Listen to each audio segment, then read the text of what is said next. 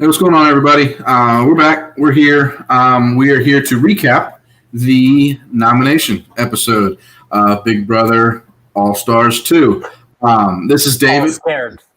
Yeah, David. He does Sundays and Wednesdays with us. I'm Cam. I do Sundays and Wednesdays. So we're just going to go ahead. We're going to get right into it. We're going to break down the episode for you guys, let you know how we feel about it. So I'll just get right into it. The first thing is I'm only 29 years old, right? Like, I'm only 29.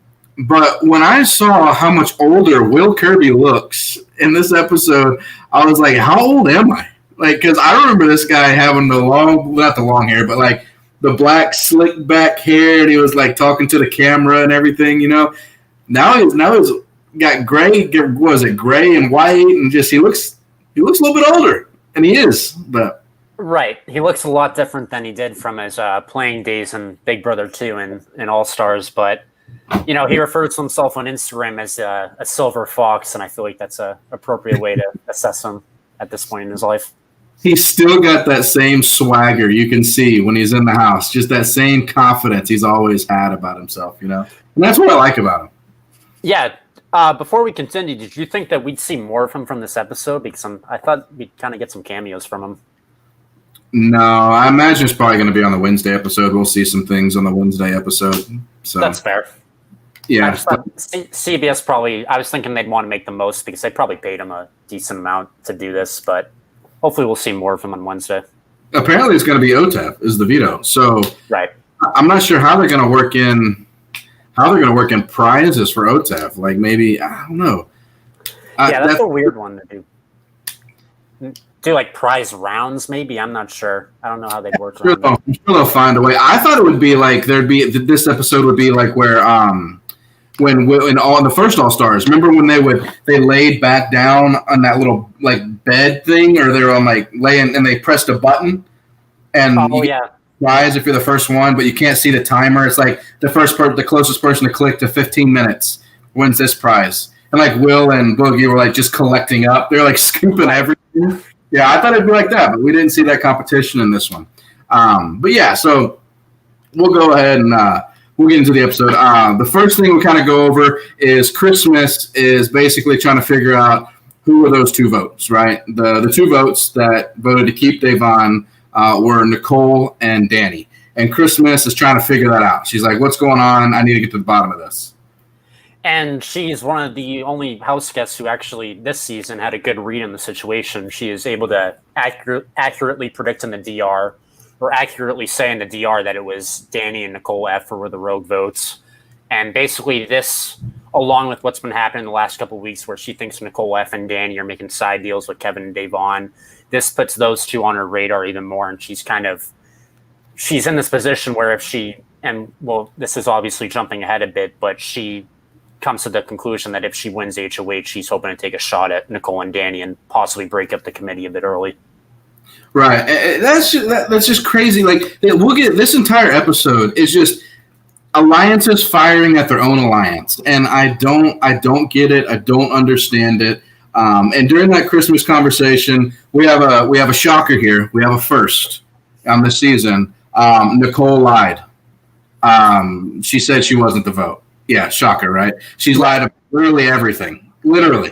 I don't think she's told the truth to anybody about anything this whole season.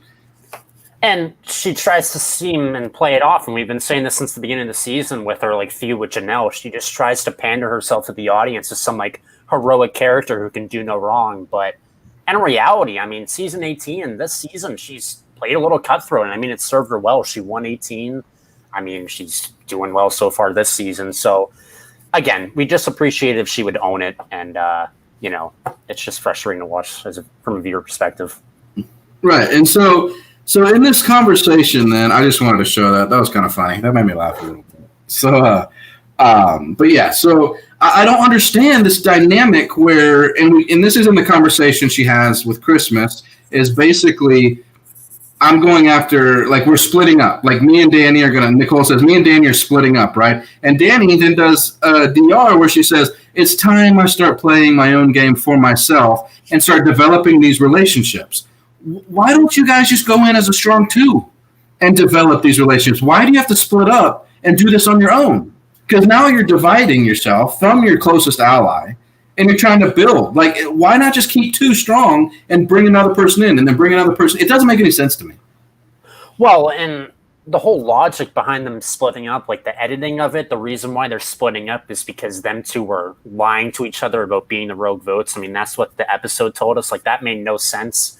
And both of them were terrible actors in that scene, by the way. I mean, they weren't fooling anyone. Everyone knew that they were the 2 rogue votes. But, yeah, I mean, it's been working for them so far. They're a solid 2. And really, I almost called her Xmas. I mean, technically I could. But Christmas is really the only one who's caught on to that. But, why not just stay as a 2? It's worked well for you both so far. And I mean, it's not like it's just them 2. Like, people are still willing to extend an olive branch to them, such as like Cody and Tyler seems to an extent to be willing to work with them. So, I mean, why not just stay the course and move forward rather than trying to get each other out? It doesn't make sense to me either. And just to make sure I understand correctly, correct me if I'm wrong here, please. They're still working together. This is more so preemptive, right? Like, they're talking about, hey, next week or the week after, at some point we have to make this move, right? So my follow-up would be, then why are they lying to each other about who the rogue votes were? Why would they not just be honest with each other? Yeah, hey, you did it, I did it. Oh, awesome, cool. Doesn't matter why. We're working together. We're the type 2. Like, I don't understand this, where they're lying to their closest ally and then separating themselves from their closest ally. It just doesn't make sense. Yeah, there's no reason to lie about that. And Danny just says she wants to play her own game at this point. She's going to stop throwing bones towards Nicole, and she's going to lie a little bit here and there. But I mean, like, I don't get it. Why wouldn't you just stay the course and move forward as a type 2? I mean, it served you well so far, and numbers are key in this game, especially as the season progresses. It's status quo for the season. Dumb moves. Like, dumb moves at wrong times. Like, if Danny and Nicole are at, like, for example, if they're at 4 or if they're at 5 and they've both played great games and they say, look, I have an opportunity now to get rid of them. I won't be able to beat them in the end. That's totally different. But we have, 9 or 10 people? 9, right? We have 9? 9 people, and they're in a 6-person majority alliance, which, seems like it's going to stay the course, but yet they're trying to break it up and break up from it prematurely. It's like, it's too early. You're right. You said it's too early. Like, why? You've dominated the game so far. Why create those fissures already? Don't do it until it has to happen, right? But I don't know why Nicole's trying to make a name for herself, because not one DR this season has painted Nicole as a target, and no one has really mentioned her being a past winner. It's like, the reason why Ian got out, like, okay, let's put Ian on the block and backdoor him. He already had his spotlight. He was a winner. He's playing very sneaky. But literally, Nicole F has been on no one's radar, and it's quite impressive. So I don't know why she's, like, trying to make this big move that really could hurt her game down the line. Yeah, it's too. It just doesn't make sense. But we'll move on to the next part. Why don't you take the conversation that Danny Memphis had about transferring the power and how that went? So initially, Danny didn't want to use her, what is it, the rewind power? Is that what it's called? Replay power? Or replay power, which allows the incumbent HOH to play in the next competition. So she was talking to Nicole. We get this quick little scene where they're just out near the pool saying how she doesn't want to use it because if she does, then Kevin winning would probably put her at the top of his hit list because she's told a lot of people in this house that she has a power, which, again, that's reality show 101. How stupid can you be to tell people you have a power? I mean, that's just leverage, but whatever. I'm not an all-star. Anyways, so Nicole, but so Nicole talks her into using it because they need all these numbers to keep Kevin from winning the competition because, scary and mighty Kevin. Like, we need all 6 of us to take him down in this HOH competition. So she kind of gets convinced by Nicole to do this and, like, this whole strength and numbers tactic where we need everyone to, keep steamrolling forward. And then she moves forward to talking to Memphis 101, saying that she's going to use this power on Memphis so he can play in this week's HOH. And he seems on board with it, like, in their face-to-face conversation, but when he gets into the DR, he really wants no part of this because he doesn't want any more blood on his hands and he doesn't want to answer any questions and have to nominate 2 more people and, add another competition win to his resume. So, obviously he's not going to say no, and he doesn't want to upset an alliance member for using their power on him, but he's just not on board with this power enabling him to play in back-to-back HOHs. I thought it was kind of funny too. Like, it's a power that Danny has that Memphis can't really control if he gets it used on him. Like, he's sitting there, he's like kind of being shady about it. It really doesn't matter what he says. Like, Danny's already made up her mind that she's gonna let Memphis, for the good of the alliance, play again, and it could really only negatively affect Memphis, right? And you see when he does the HOH comp that he doesn't put his best effort forth, but Right. he just basically throws the HOH comp. But I found that funny. I was like, Danny's trying to have this conversation with Memphis, like basically like telling him, I'm going to give this to you, but can you ask me for it, please? Right. And Memphis is not having any of it. He's like, he's like, yeah, like I have no problems lying, and then cuts to him in the DR, like, I want no part of this. Right. And in that DR, he made a good point. Like, he's made his moves. He's positioned himself in the game to where he's not an immediate target. Now, he didn't say he's like invincible, but he said that he's in a position right now that if anybody wins HOH, they're not saying Memphis, right? So he's right. Well, he doesn't want this. He doesn't want to win the HOH. He wants to throw it, And, I mean, yeah, he's been problematic on the feeds or whatever, but he has actually set himself up well in this game. No one's really targeting him, and he has been able to add a couple competition wins to his resume. He's well positioned with his alliance. And as you said, and as we've both been saying throughout the season, no one's really going to waste an HOH on Memphis. I mean, he could keep winning these comps, but for whatever reason, people aren't viewing him as threatening. So he's done a good job of managing his threat level. Although we're going to get into it, and Enzo kind of blows up his game towards the latter half of the episode, but just butchers it. But and just to address something real quick as well for the people watching, the people who get on Twitter and Facebook and they talk about the game, you have to understand that Memphis has, he said some dumb things in the house. A lot of people in this house have said some dumb things. That doesn't affect inside the house gameplay. So we have to be able to understand that how we feel about a player does not affect the game, right? So because we see things that he said or they've said, just because we've seen it, we don't like it, and we think he should go on the block, it doesn't necessarily affect the gameplay. And we have to remove that. We have to understand that. Exhibit A being Jackson Mickey winning season 21, probably the most hated winner. Yeah. Perfect. Like, we see what he's doing and saying. We don't like it. We don't agree with it. But in the context of the game, you can't see that when you're in the house a lot of the time. So we have to understand that there's a lot of people, a lot of hate saying this cast is so dumb. This cast doesn't do this. They're allowing this. A lot of times they're not aware of some of these things. So when they're playing the game, it doesn't affect their gameplay. I'm not defending anything that they've said. I'm just saying that as far as gameplay is concerned, they may not be aware of some of these things that happen. So when we say like Memphis is playing a good game, it doesn't mean we agree with what he's saying and doing. It just means in the context of the game, in relation to the cast in the house, he's in a good position, right? Now after the game, when they see some of the things he said, I'm sure there's going to be some waves, but we're not to that point yet. The game's not over yet. So, but yeah, so we'll get to the HOH comp. Basically, what it is putt-putt. Pretty much, yeah. It's putt-putt. And let me tell you, I'm a good putt-putter. Can you putt-putt? A little bit. I can hold my own, but, I'm sure this is like one of these crapshoot competitions where, anyone can win. So I'd like to say I have a good chance at this. Yeah, I actually enjoy these kind of competitions. They get 3 chances. Basically what happens is in this HOH comp, on the left-hand side, there's a row of numbers, 1 to, I believe, 20, right? So 20 is closest to you, 1 is the furthest away. And we have a set on each side, and you can choose to hit left or right. If you choose to hit the hole on the left, you can win money. And the closest to the lowest number wins. And if the lowest number is further away. On the opposite side, on the right-hand side, you can hit the golf ball, and you can win HOH. Same concept. If you hit the lowest number, so basically 1 you win, 20 you suck. That's just kind of how it is, So the first person to go is Tyler, and Tyler, he basically wants the money. He doesn't want to win the HOH. He wants the money. So the first thing he does is he smacks it, and he gets a 3, which is solid. A 3 is just solid. Like that's good. That's a good shot, right?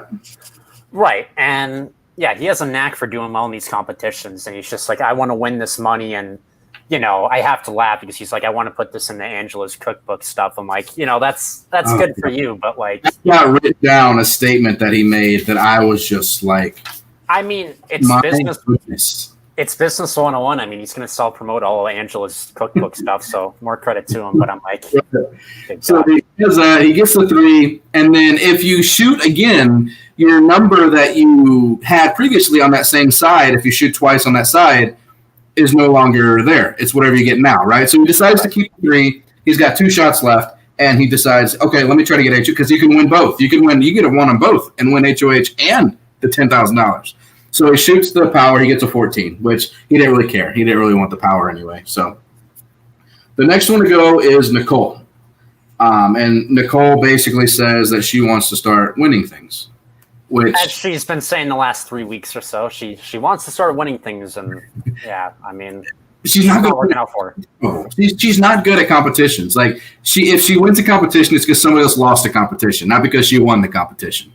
Well, and it's funny you said that because the HOH she won at like the halfway point in BB18, it was between her and James in a wall comp, and she just basically cried her way into getting James to fall off. So yeah, it's like, yeah, Tyler's so cheesy. Yeah, I mean, look, the man's in love. All right, the man, he's got a good-looking woman in Angela, and let me tell you something. He's just doing whatever he's got to do to keep the woman happy, and I don't blame him. Angela's a good-looking girl, so. But Nicole, basically, she doesn't go for the prize at all. She hits 3 balls. She gets a 10. Then we're just going to go through this because, the numbers, they kind of get convoluted if we continue to go through the numbers. Memphis does not want it at all. All 3 shots, he just smacks the golf ball. Doing his best Dr. Will impression, just throwing it on. Yeah, he just swings it, lets it fly. Kevin, we need to discuss, though. What was that? Kevin is the one we need to discuss. So before we get to Kevin, just real quick on Memphis, he actually got a 5 initially in the HOH one, but he threw out his shot. He's like, okay, this is too high. And then he just putt-putted it for like an 18 or whatever. He's like, all right, I'm fine with that. So I just thought that was funny. He really wanted to throw it badly. He's trying to throw it and doing better. But right. So we get Kevin. Kevin wants to win, right? Kevin's in a bad spot. So he doesn't even try to go for the power. He doesn't want the power at all. He's strictly taking his 3 shots. And he wants the HOH. I'm sorry, the prize. He doesn't want the prize. He wants the power, the HOH. He's taking all 3 shots on the power. The first one he hits is out of bounds, right? Well, it was out of bounds? It was out of bounds, yep. The second one he hits is a 5. A 5 solid. If you look at that, a 5 is going to be hard to beat. So he's sitting there. He's doing his best Tiger Woods impression. Right. He's getting down on one knee. He's doing the angles. He's looking. He's thinking and he goes, I guess I need to hit the ball again. And I'm just like you have a 5, man. Like, the chances of them getting better than a 5 is crazy. So he shoots again, and he goes out of bounds. So he went from a 5 to not even able to win the HOH. I was like, Kevin, what are you doing? Right. And we get this whole montage of him, like contemplating if he should shoot it again after getting a 5. He's like, I don't know. I don't trust anyone in here. There's a ton of golfers in this house, so I should go for it again. But in hindsight, 5, I believe, would have been a winning score. And I mean, it was a solid score nonetheless. So, he should have just stayed the course. And I mean, if it ain't broke, don't fix it. Like, the old saying goes, if you shoot a half-court shot and you make it, don't shoot again. And I even said before when I was looking at the numbers, I said to myself, if I was playing this and I get anywhere from a 5 or better, I'm keeping it. Right. The chances of you getting better than that are so slim. Like, there's only four slots left that can get better, right? And there's 16 that can make it worse. Right. That can make it worse. So I was like, I just couldn't believe he did it. So then we go to Danny. Danny does not want the HOH. She said this for the last week and a half now. She wants to sit back. She wants to slither back into her hole and not have any attention on her. But she does want the money.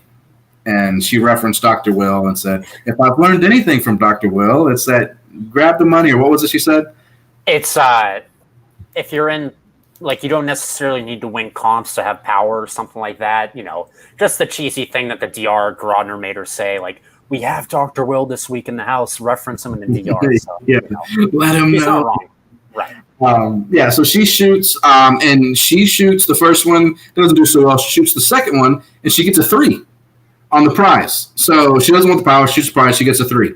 And then for some reason, she decides to shoot. Well, I guess it doesn't really matter on the HOH, like because if she shoots on the power side, she could ruin it. So she just takes the third ball, shoots HOH, and she makes the comment, just so I don't have to lie to the people and I can say I actually hit the HOH ball. I'm just like, now you have some sort of a conscience at this point? Like, you've completely just destroyed David, Davon, and Kevin in the past 2 weeks, lying to their faces, and now you don't want to lie? Like, I kind of laughed at it.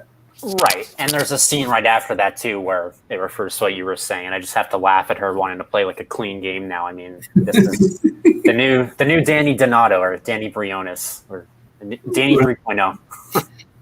Oh, hey Sam, I bet he doesn't even know who Dr. Will is. I bet he looked at him and said, "Who's that guy with the gray hair?" I mean, that wouldn't. There's like some memes about that on Reddit where it's like Dr. Will enters the house. It's like all the house guests. Oh, this is so cool. And then it cuts to Dave. Like, who is this guy? Yeah, it's like, I mean, it doesn't shock me. But then so David goes, he's one of those, he doesn't want to get the prize. He wants to get the HOH. He shoots, he gets a 7, right? Not bad. Solid. 7's not bad. I'd probably shoot again if I had another ball. He shot again. Or no, he kept the 7, excuse me. He kept the 7, right? So then we've got Christmas, who just gets a 0 and a 0 because she was on the driving range, I think. Like, when she took that club, she took every ounce of frustration she had and just smashed that ball. Like, I was taking notes and I looked up for a second and just see right across my screen like this huge motion. I'm like, okay, angry Christmas. It's not the holiday season, I guess. Those stupid. You can hear her stroke the ball, and I was just like, man, she hammered that thing. Like, she took care of that. She was talking a big game. She's like, I'm loyal to my alliance, and I'm also loyal to the people that I'm worked with me and have been loyal to me. And she's like, I want to get out Danny and Nicole this week because they're being sneaky, and then it just cuts to her, absolutely dropping the ball in the putt-putt course. But no luck for Christmas. Then we got my guy Enzo. He walks up, he goes, man, I don't want that power up. He said, but money. He said, I want the money. He said, you know how much you can get with 10 grand? He started listing all these things off that he could get with 10 grand, like an 80-inch TV, a motorcycle. What else did he say? He said something else. He said he said those 2 things, and then he's like, oh, wait, I already have a 75-inch TV. And, like, I was watching this. I'm like, doesn't he have, like, 3 kids? Like, wouldn't he want to put the money away for his kids? So, yeah. That's meow comes first. Yeah, the meow, man. He's got to live a life of luxury, don't you know? But doesn't matter. He ends up getting 0-0. So, that's it, yo. That's it. Let's see. So, the last person we have to go is Cody. But we'll get to that in just a second. Guys, we have fluctuating between 30 to 35 people watching this video. If you guys can do us a quick favor, just click that like button, that thumbs up for us. It helps out the channel, it helps out the show, and it helps out, more importantly, for you guys because you watch it for Russell Hance. It helps him out too. Please just take a second, like it. It's painless, it's quick, and it helps us out a lot. So currently, the prizes currently are going to Tyler at 3, Danny at 3, and the power is going to David with a 7. So we have Cody who ends up going. He hits the first one, and he gets was it a 5? I think so. Or it was a 5 or a 6. I can't remember which one it was. It was a 5 or a 6. Might have been a 6. One of those, though, for sure. Yeah, and so he looks at it, and he goes, and I was kind of surprised. He goes, that's not going to be good enough to win. Which it was, and he hits it again. We go to commercial break. We come back, and we see that this dude nails a 1. Or was it 2? It was a 1 or 2. He nails one of them. 1 or 2. I think. 2, and wins the HOH. And I was just like, this guy basically won the HOH twice. Honestly. And I have to call out CBS and Big Brother a bit here because that was awful editing on their part, giving us the cliffhanger of him like, oh, is he going to hit it in? Is he going to not? Like, everyone knew, and I'm sure he didn't even go last in that competition. Like, the way they edited it, of course you knew Cody was going to win because why would they cut to a cliffhanger commercial and not show him winning it? Like, they're not going to cut to a commercial if he ended up getting like a 20. Like, you knew he was going to win based on the editing, so... Or it was going to be close. He was going to win, or it was going to be real close. So, But yeah, so they go to the scoreboard and they go down. They say how many people went for the money, which was 4. I believe 4 people shot for the money. The rest shot through some balls at the HOH. Danny basically reacts when she finds out that she won $5K. She's splitting $5K or splitting $10K with another person. So she wins $5K, and another person she's not aware of wins another $5K. She's like, I'm a little bit upset. Somebody stole my $5K, which is, I feel the same way. I'd be like, I nailed this for $10K, and now I'm going home with half. I'm like, and then after taxes, it's only like $3,000. So honestly, yeah. I'm risking my game for $2,000. Nah, that's not how it works. Give me the $10,000. Okay. But Tyler, the statement that I had that I wrote down, I couldn't believe he said it. I was like, he said, man, that $10K. He goes, but $5K is good. I could win some $5K. He goes, I'm going to go home and I'm going to put that right in Angela's pocket. And I'm just like, this man here is in love. And he is just absolutely whipped to a T. This man is in a house winning money for himself. I just say, I'm just going to give it to Angela. Like, that's a good man, I guess. It's a good man. He's taking care of his woman. But come on, man. Keep something for yourself, right? Keep something for yourself. Right. And as I said, it's just like, I could really do without the self-promotion, Tyler. Like, he had to promote Angela's cookbook during his eviction speech. And now he's like, oh, this is all going to Angela again. It's like, come on. Like, does he even want to be here? Or is he just viewing this as like a business trip to make some more money? It's just like Angela told him to go on the show. So look, right. We know who the boss is in this relationship at this point, right? Angela told him to go on the show after he said no multiple times. Now that he's on the show, he's promoting all of Angela's stuff. And now that he won some money, he's giving it to Angela. So Angela got a good deal here. She's got a good deal. She's probably going to get like a decent portion of the $40K stipend that everyone got just for competing on this. So, Angela's going to have plenty of money to promote her business. But I wish them both well. They're great people. Yeah, they're nice. It's funny. It's just not what I would do. That's just me, though. But right. Yeah. So what we got? We got Cody wins the HOH. Danny and Tyler, they split the money, $10,000. They get $5,000 apiece. Then it kind of pans to Christmas, who basically says that she wished she could have won. She wants to shake up the committee, so she's going to try to get Cody to do it, and she's going to try to get Cody to basically put up people that she feels are going after her. And do you kind of want to cover that a little bit? Yeah, so she basically just continues to have Nicole and Danny on her radar, and she's pushing for them to go because she feels like they're not loyal to the committee. And, Christmas's mantra in both seasons she's played is just, all about loyalty. Like, I'm going to take my full alliance of 6 to 8 people to the final 2, and we're all going to be able to win the game, and no one needs to backstab or do any of that. But obviously that's just not the way it goes. But really, the tell that Xmas, I called her Xmas, Christmas gave off after the HOH competition was she seemed visibly mad when Cody won and she lost, and this gets through to the alliance, and they all kind of, Danny was the one who really caught notice of this, so they're all wondering, like, what's her agenda here, and if she's really with them or if she was trying to shake things up. So, something to keep an eye on. Right. And then, hold on, I can't read what I wrote down here. I apologize. Oh, yeah, sorry. I can see that now. I can't believe I couldn't read that. Kevin's crying again. So Cody wins, and we go to DR with Kevin, and guess what, guys? We have another first for this season. Kevin is crying, saying he doesn't want Cody to win. He's probably going to be nominated again. And he says, I don't know what I did to get here. Well, I can tell you, Kevin, you were terrible in the first couple of weeks. You didn't form the bonds you needed to. And when you're on the block, you haven't made deals to keep yourself safe. It's just, this is such a different Kevin than from the one in BB11. It's just crazy. And I mean, he's expecting the game to come for him and expecting things to change, but he needs to make a change himself. And it's just like, I don't know. Like, I wonder if he even knows, like, at least David's been able to catch on that there's a big alliance running things. I mean, I feel like that's pretty obvious. I mean, they're always steamrolling every competition.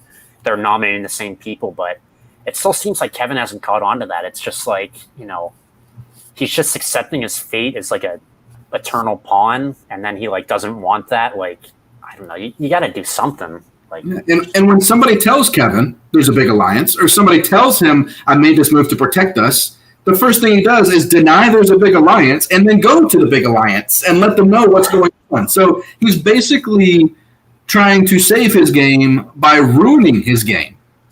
It's like, come on, man. Like, get with it here. The BB11, Kevin, he was a savage. Oh, yeah. He was ripping people's hearts out. He was playing a good game socially. I don't know what happened to him. 11 years is a long time. So in those 11 years, maybe he's not in the same mental space he was then, and he's just not as calculated and cold-blooded. We saw that with Keisha, too, the first boot. I mean, 12 years is a long time, and she wasn't the fiery America's favorite player that she was from BB10.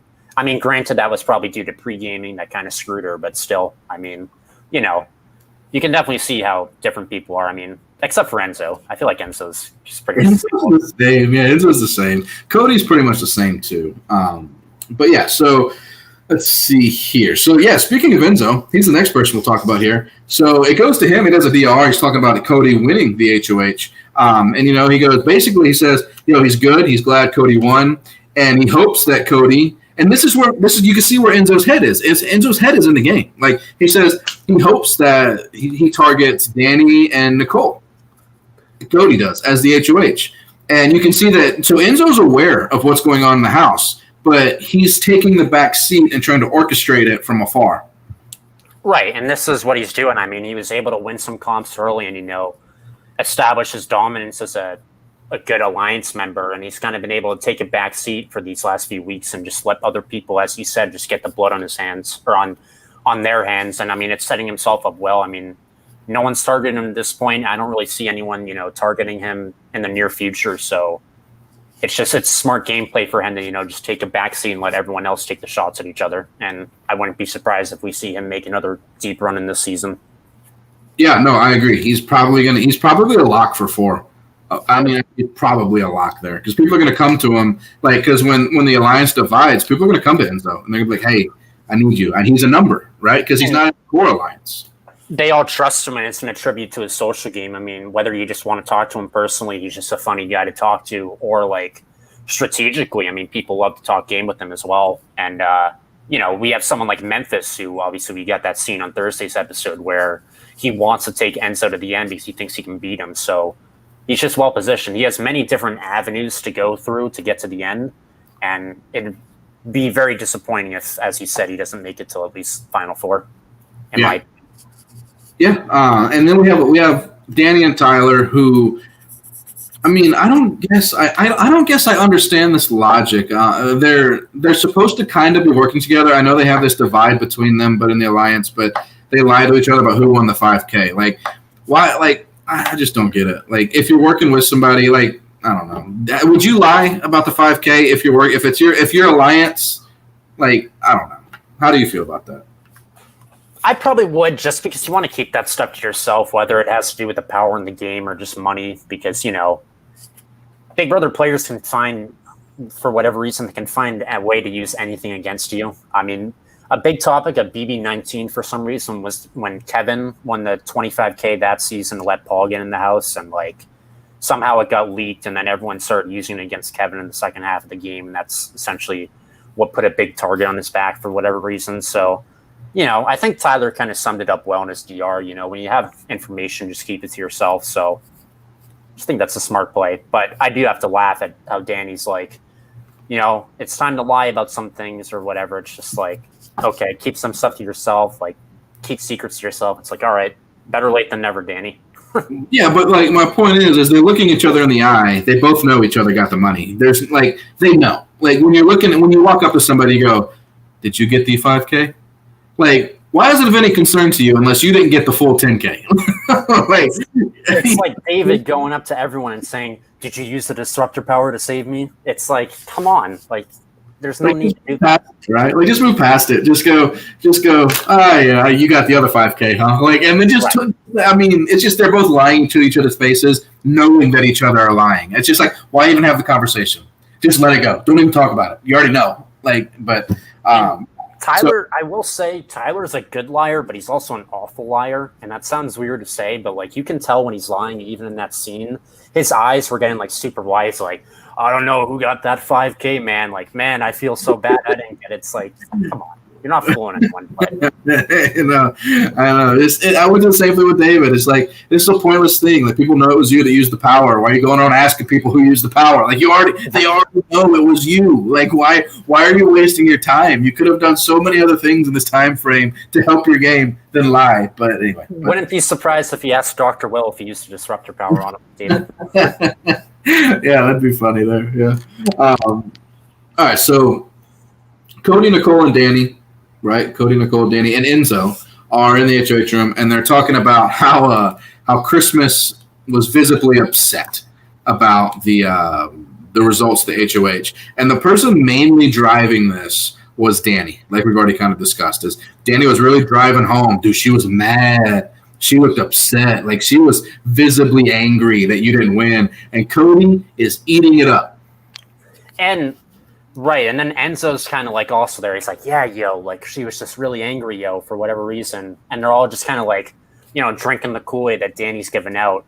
And then I forget, it was either Danny or Cody. They asked Nicole like what she thought and if she thinks Christmas was mad. And it cuts to Nicole, and she's just like, no, I didn't see that at all. It's like I don't know. I don't get it. It's clear Nicole we've seen this scene multiple times where, people try and do something. Nicole just is like nodding and agreeing. But I just think it's funny how now she's just like, no, like that didn't happen.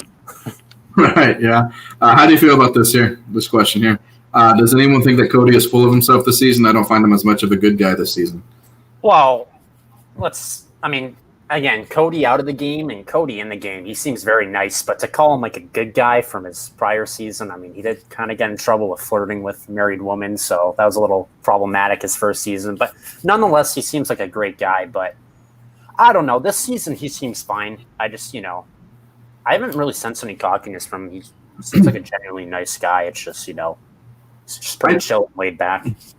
I think he is a nice, laid back, chill guy. But I also think he is unknowingly self-centered and socially unaware sometimes. So when he has a viewpoint on something, I don't think he's able to view it from anybody else's perspective but his own. So when people have a disagreeing opinion, like we've discussed previously, where, David trying to win the veto or play a power for himself, trying to save their own game, Cody can't comprehend that as a game in gameplay because he can't see past his own point of view. And I don't think that's necessarily a bad thing. It's not like he's malicious with it. I just don't think he can do it to where he can look at it from their point of view. Yeah, I think you hit the nail on the head. He's pretty chill and laid back in both of his seasons, I'd say, just based on his demeanor, because things have gone his way both seasons. But, we've seen scenes this season where when things don't go his way, like Davon using the veto, David using the power or whatever, we tend to get a heated Cody. So, he doesn't do well with adversity, I guess, in this game. So that's just kind of where his dark side comes out. Right. So basically they're talking about that, and Danny says that Christmas scares her. So Danny's afraid Christmas will win some comps and then go after Danny, which, Danny's not wrong at this point, right? Like, because Christmas is kind of starting to get her gears turning to try to see if she can make a move on Danny and Nicole. Give Christmas credit for it. She sees what's going on. She's trying to do something about it, but like we've said for the past 2 weeks, Danny and Nicole, when they're together, are just a step ahead of everybody right now. And they're well protected. They have both, Cody and Enzo who are willing to protect them. So this is one Christmas really wanted to win because she knew if she had some power, she could have done something about it. There's no chance of her being able to get through to Cody to nominate his longtime friend in Nicole and someone he's worked with since the beginning in Danny. Right. And just after that conversation, Cody and Enzo are kind of hanging out and talking.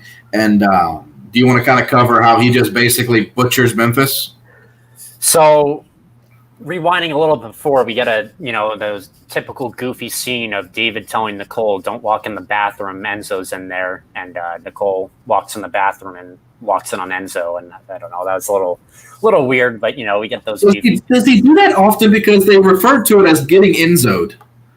So does he leave the bathroom unlocked and just when he's going number something and somebody just walks in and he just like an old creepy man just giggles at them as he's sitting on the toilet? Like, I just don't understand what's happening there.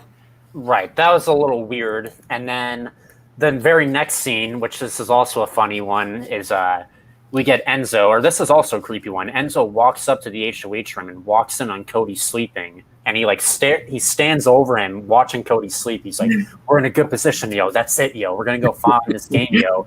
And Cody's just like barely waking up. He has like a mask on. He's like what? Like, what are you talking about? But then getting into the actual strategic conversation, he blows up Memphis's game, as we talked about at the beginning, where he says that there's not one Wise Guys alliance, there's two Wise Guys alliances, with Enzo and Memphis being the common denominator, but they wanted to clue in both Cody and Christmas into this and force like a Final Four.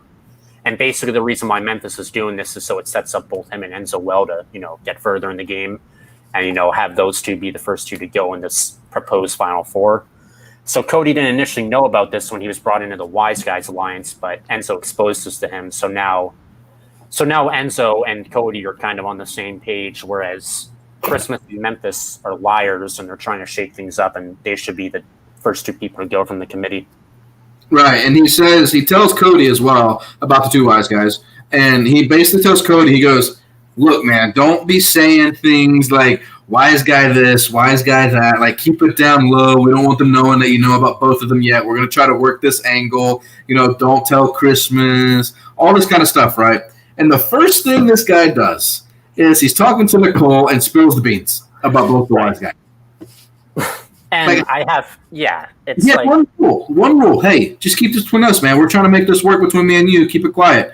I mean, it lasted a whole couple seconds as far as the episode is concerned. And I have to laugh because Enzo in the DR is like, Memphis and Christmas, they're BSers. Like, they're trying to shake things up. Like, it's time to make some moves in this game. Let's go, yo. Like, I'm tired of just sitting back. I'm like, this is quite hypocritical coming from Enzo, and week 4, he's like, I'm going to win HOH. And he's like, it's time to make big moves. Maybe Kaiser's going to stay. And then he stayed the course and got Kaiser out of there. So, the meow meow is all bark, but no bite. Right now, that's how he's trying for him behind the scenes, He's trying. For him. Right. But yeah, so Cody and Nicole are talking, basically kind of spills the beans. So Nicole asks him, she goes, "Who are you putting up?" And he goes, "Well, I mean, we know who's going on. It's going to be David and Kevin, right?" And she goes, "Who's your target?" And he goes, "Well, my target's, I don't want David to go home." He said, "I don't want David to go home. So Kevin's going to be my target." Well, what if Kevin comes off the block? There's no beating around the bush with Cody. He looked at her square in the eyes and said, "Christmas." And Nicole basically had a little mini meltdown and got mad and said, "You're doing Danny's work. You're doing her dirty work, so she didn't have to do it," which shows a real divide right now between Danny and Nicole. When I heard that, I was like, this is actually a real deep crack in their tight two.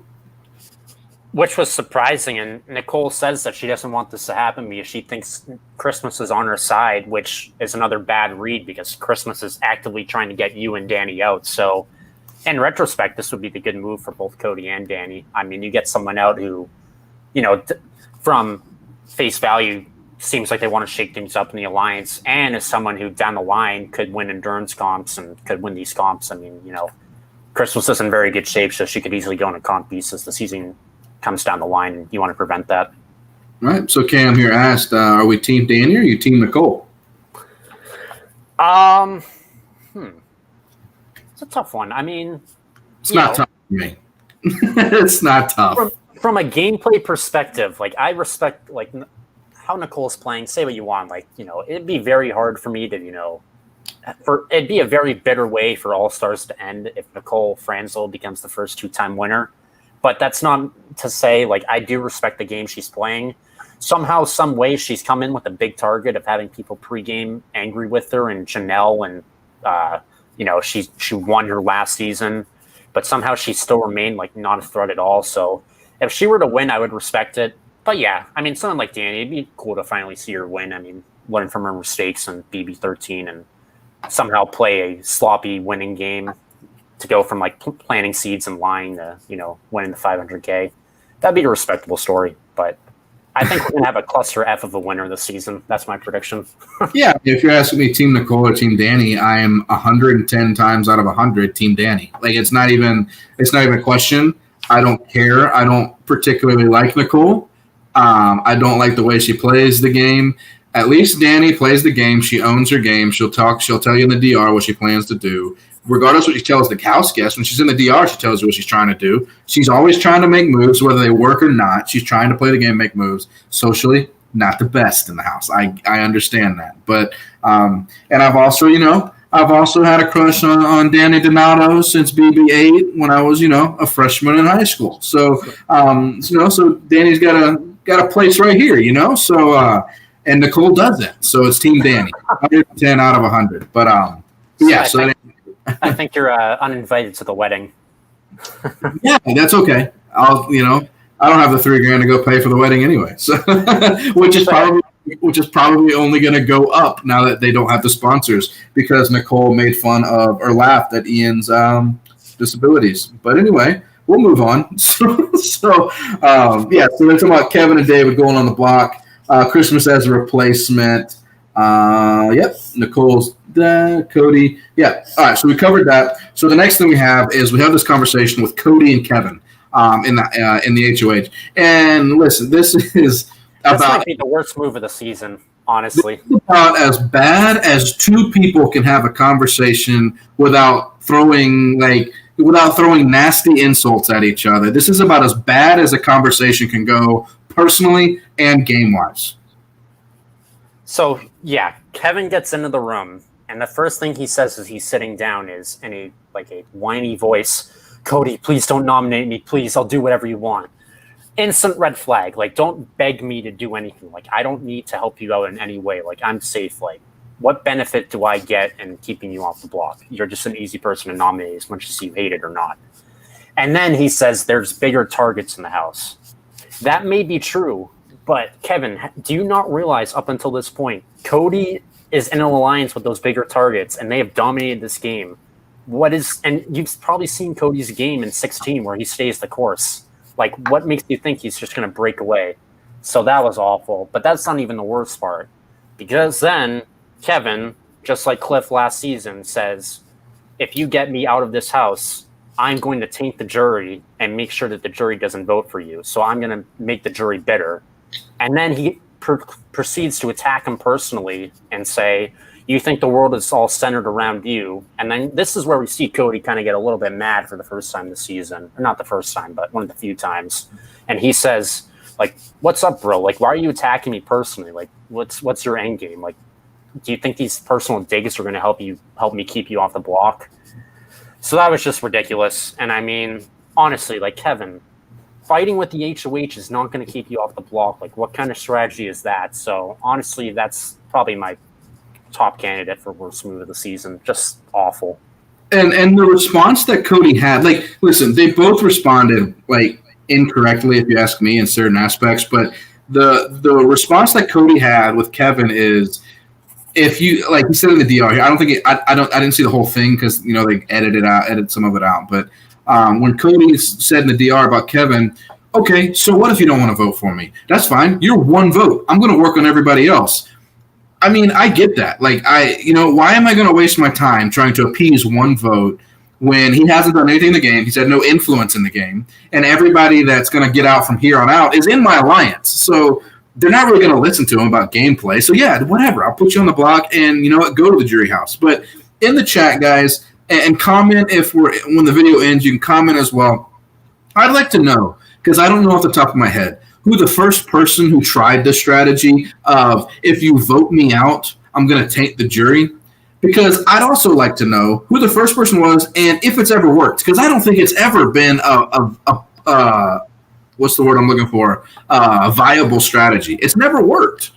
So, to talk about this whole Cody thing, with the current season, yeah, he is kind of right with this idea that one vote is just one vote, and he has 8 other people he went over. But what he doesn't realize is that if Kevin goes to the jury house, he's tight with Davon, who just went there. Davon and Ian, I mean, they could form a faction as being the early jurors. That's 3 potential jurors he could have already lost if Kevin says anything bad about Cody. And as for that strategy, it was used towards the end of season 14 when I forget what happened. It was Ian, Danielle, and Dan at the end, and Dan and Danielle wanted to get to the final 2. So Danielle, Dan high-fived Ian in front of Danielle and said, "We're final 2." And then Danielle basically said, Ian, if you take Dan to the final 2, I will take the jury, so you need to take me with you. But obviously that failed because Ian won 6-1. And then, like I mentioned, BB21, Cliff said it to Mickey that if you don't take me to the final 2, I'll taint the jury. And then Cliff took some time to think about it, and he ended up voting for Mickey to win. So, yeah, it hasn't really been an effective strategy. People have come around, so I don't know if it's ever worked.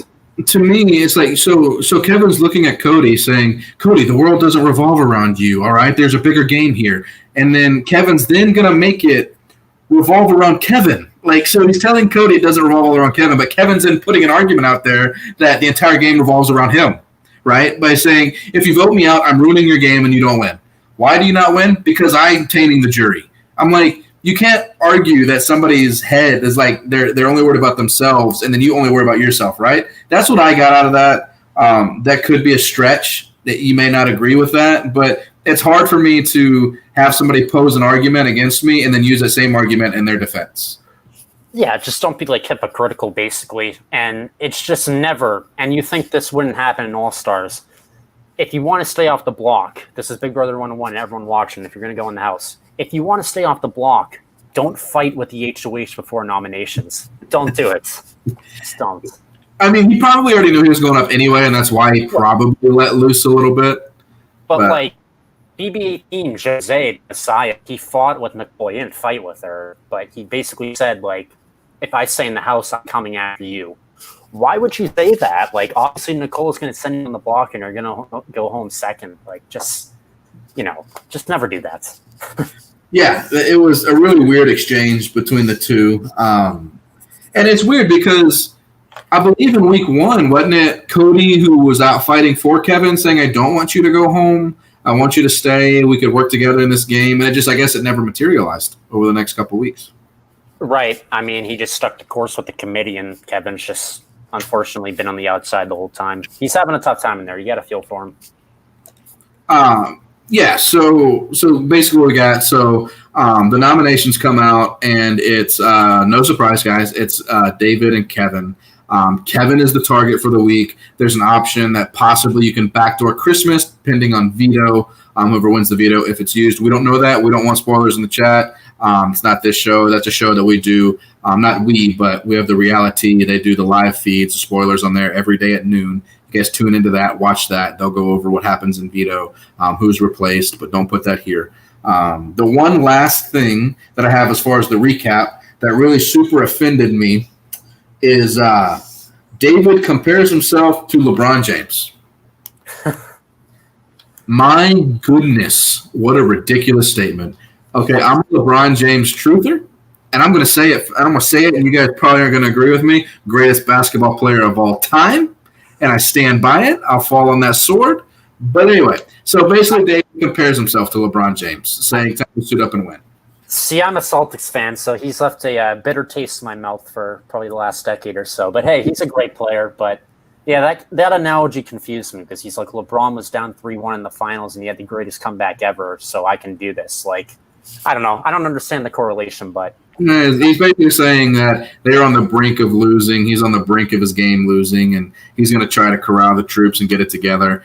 He could have just said he was like, he could have said he's like the Cavaliers down 3-1 and he's about to come back. Don't compare yourself to LeBron. Don't do it. It's just listen. Just don't do it. But that's the only thing I got for the episode, guys. Do you have anything else to add as far as anything we missed?